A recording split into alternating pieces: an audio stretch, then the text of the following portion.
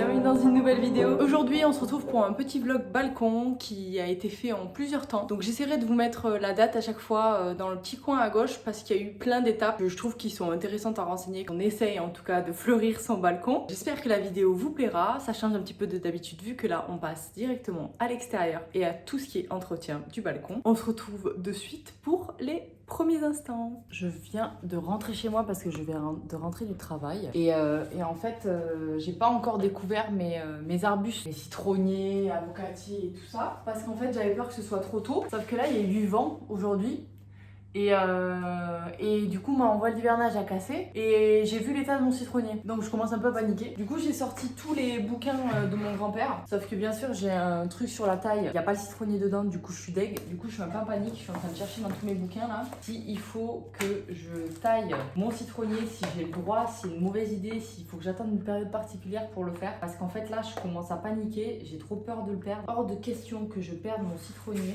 je vais pas le perdre, je suis sûre qu'il va repartir parce que je l'avais déjà eu quand je l'ai acheté, je l'avais fait voyager, ce qu'il faut pas forcément faire. Je l'avais pas taillé, il était reparti, mais il avait perdu toutes ses feuilles d'abord, donc je me demande s'il faut pas que je le taille. Mais c'est fou ça. Il y a le cassissier, ok, c'est le truc qui fait des cassis. Mais il n'y a pas le citronnier. Pourquoi personne ne m'aide avec le citronnier? Je suis sûre c'est parce que c'est un agrume et que c'est particulier. Je suis en train de sortir tous mes livres de jardinage là. C'est celui-là que je trouve trop mignon.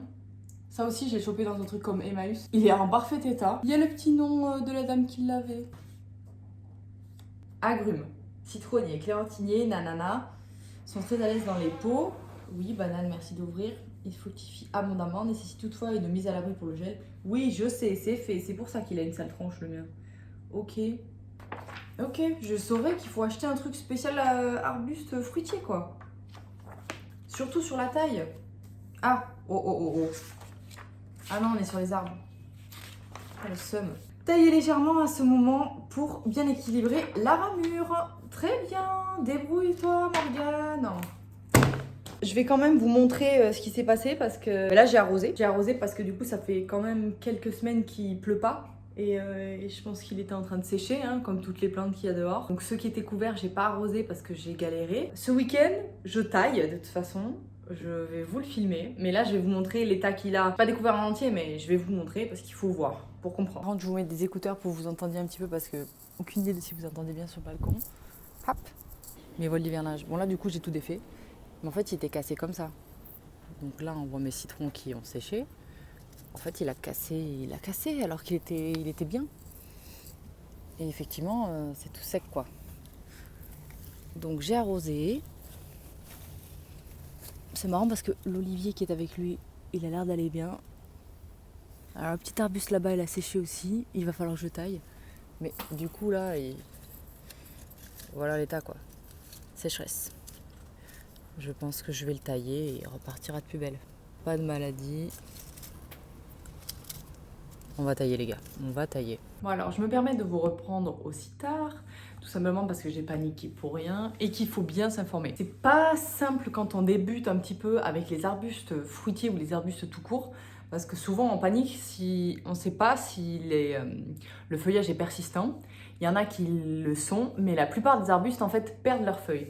Donc si mon citronnier est aussi moche, c'est parce qu'il doit être moche. En fait, beaucoup d'agrumes ont le feuillage qui n'est pas persistant, donc ils le perdent. Et forcément, plus ils sont protégés, plus il va avoir tendance à garder ses feuilles. Et effectivement, il va quand même falloir que je le taille. Souvent, c'est juste pour réduire et pour entraîner la ramification. Surtout quand il est en pot, c'est bien de le contenir. Après, contrairement aux autres arbres fruitiers, les agrumes, on aime bien les avoir en boule. Donc je vous montrerai en vidéo. Je voulais vous faire ce plan là où je cherche parce que vraiment je sais exactement comment ça s'est passé. J'ai parlé citronnier aujourd'hui et je me suis dit attends, mais moi mon citronnier est toujours empaqueté. Est-ce que je le sors? Est-ce qu'il faut pas que je le sorte? Est-ce qu'il faut que je le taille? Et on m'a dit mais en fait c'est la dernière semaine où tu peux tailler parce qu'après le printemps il va commencer et tout va repartir. Donc il faut vraiment que tu t'occupes de tes plantes de balcon ce week-end.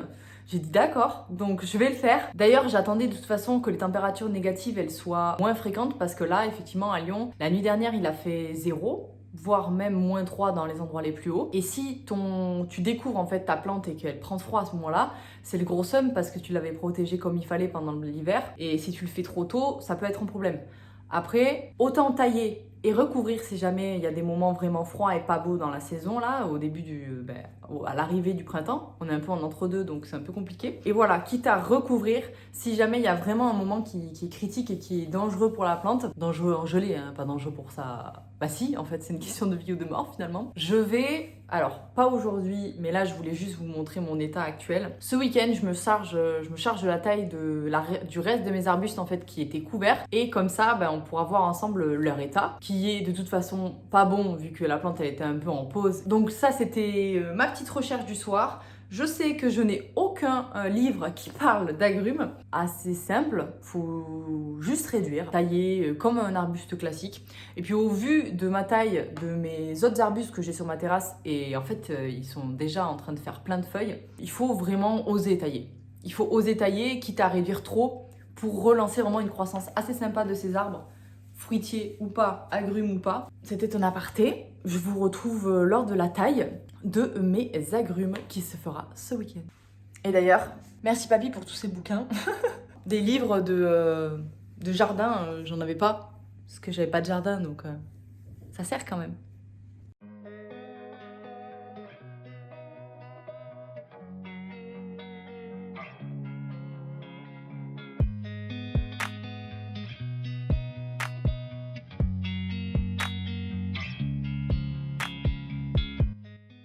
Alors que vous avez potentiellement vu déjà des prises dans lesquelles je n'étais pas du tout avec cette tenue-là. Donc nous allons aller dehors tout de suite pour tailler mes plantes. J'ai pas envie de le faire demain parce que j'ai la... Là, je suis motivée maintenant. Il n'y a pas de flemme en fait, je suis motivée maintenant. Bienvenue sur le balcon. Mon Dieu, ce plan. C'est bon, on n'entend plus les pompiers, tout va bien. Alors, en soi, le citronnier, on n'a pas forcément besoin d'une taille, mais... tailler les ramures qui sont mortes, c'est nécessaire. Là, en l'occurrence, on peut voir qu'il est plutôt vert. C'est normal qu'il ait les feuilles fatiguées vu qu'on sort de l'hiver. Le retailler en forme de boule parce qu'il est un peu en train de partir vers là-bas. Et j'ai envie qu'il ramifie bien et qu'il me fasse plein de fruits. Donc je vais pas hésiter à tailler.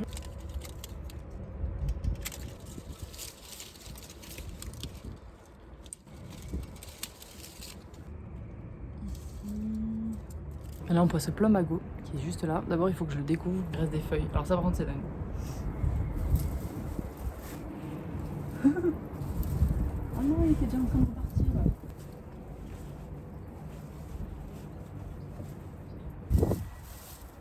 Hop.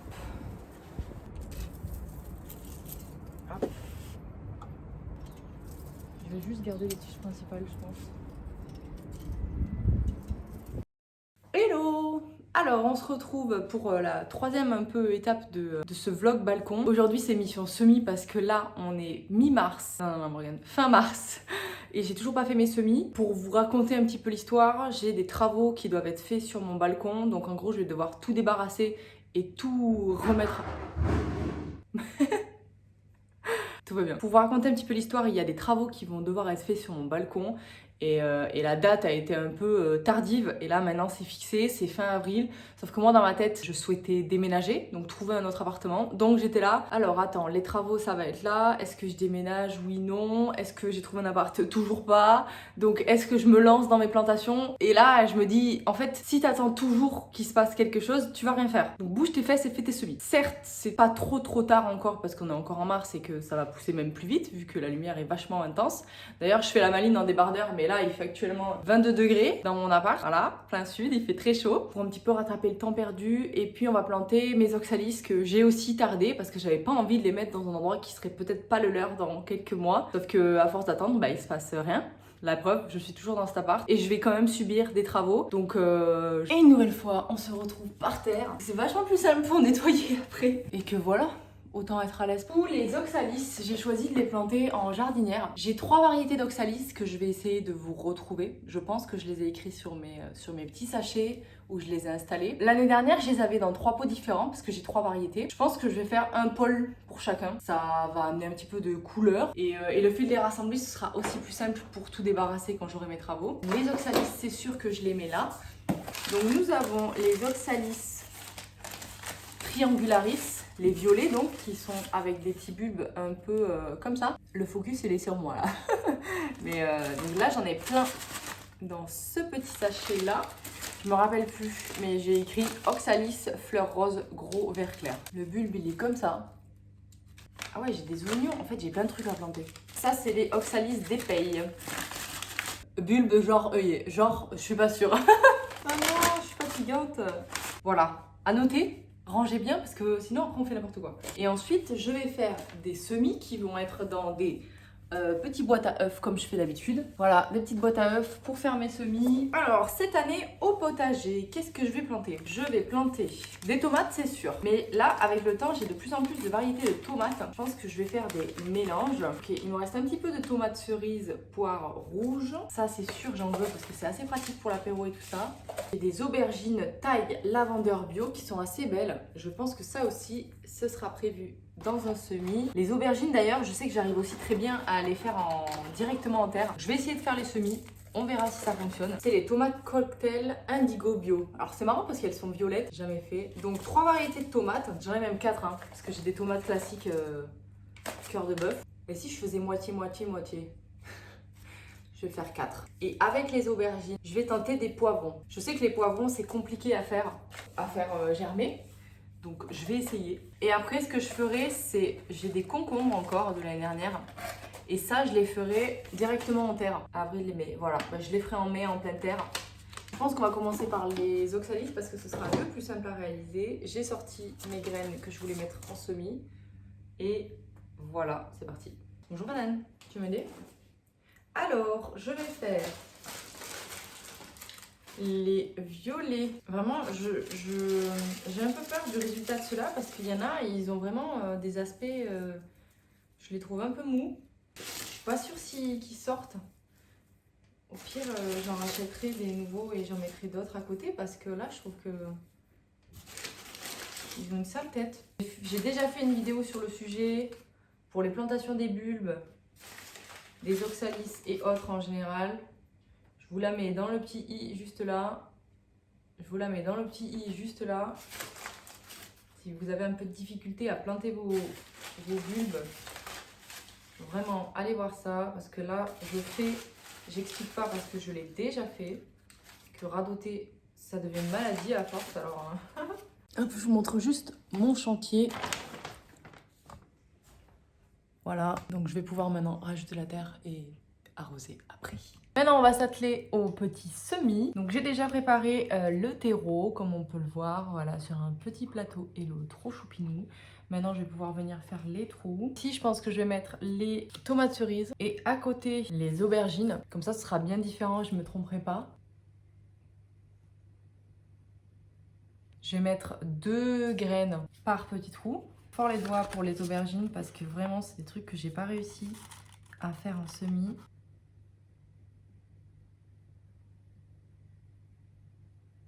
Ok, je vous retrouve pour la suite des semis parce que je viens de faire un petit mélange moi-même de terreau. J'ai fait un petit mélange de terreau avec de la perlite parce que j'ai pas de terreau à semis et que je veux voir pour voir le rôle de la perlite, ça va bien marcher. Dans ce petit bac là, je vais faire le semis des tomates cocktail indigo bio et des tomates cœur de bœuf et des poivrons. Voilà, tout le monde en même temps. Je vais faire une ligne de chaque, avec les poivrons au milieu et les tomates de part et d'autre. Je vous montre.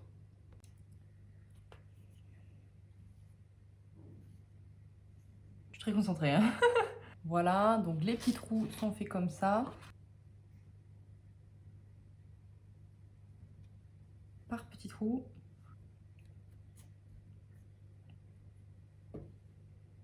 Et on arrive au petit moment sponsorisé de la vidéo parce que oui, j'ai un nouveau produit à vous présenter. Je ne sais pas si vous connaissez la marque Mayako. Mayako, c'est une jeune entrepreneuse française qui a eu pour but de chercher des remèdes un petit peu pour booster les plantes d'intérieur ou même d'extérieur à l'aide des plantes. 3 premiers produits, ce sont les suivants. De la prêle d'ail éteint pour améliorer la résistance des plantes. Tout se fait en pchit, donc c'est ultra pratique. La camomille, sauge et valériane pour favoriser la levée des semis et l'enracinement, ce que je vais utiliser de suite. Et de l'ortie, bardane et pissenlit pour stimuler la croissance des plantes. Je vais vous expliquer un petit peu tout ça. Ce sont des préparations naturelles à usage biostimulant. Les produits, ils sont prêts à l'emploi, donc ça c'est assez cool. Il faut juste les remuer un petit peu. Donc ce sont des produits Si tu les utilises alors que tu as un petit animal ou des enfants, tout va bien, il ne se passera rien du tout. C'est un truc directement à pchiter, tu peux le pchiter directement sur le terreau, sur la feuille ou voire même dans l'eau pour l'enracinement. Ça, elle me l'a conseillé, d'ailleurs je vais le tester pour l'enracinement de mes boutures.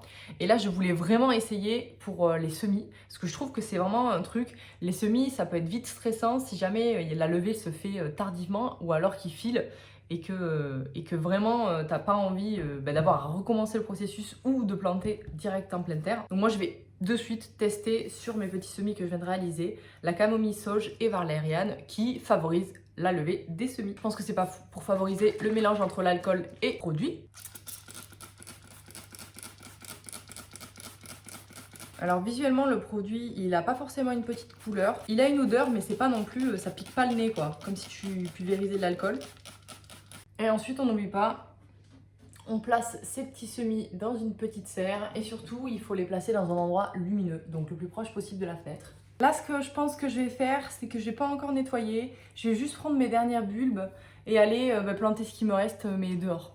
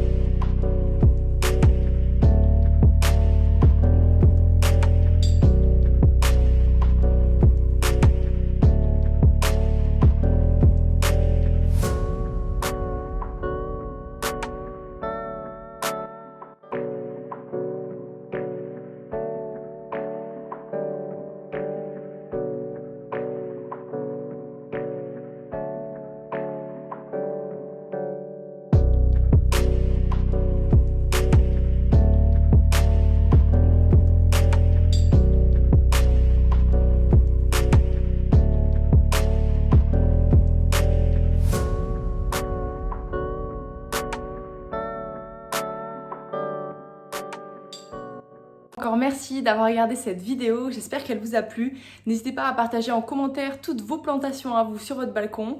S'il y a des choses qui vous ont plu, n'hésitez pas aussi à mettre un petit like, à vous abonner à la chaîne pour toujours plus de contenu.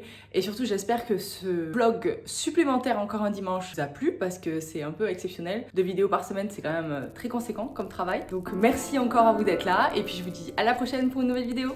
Salut!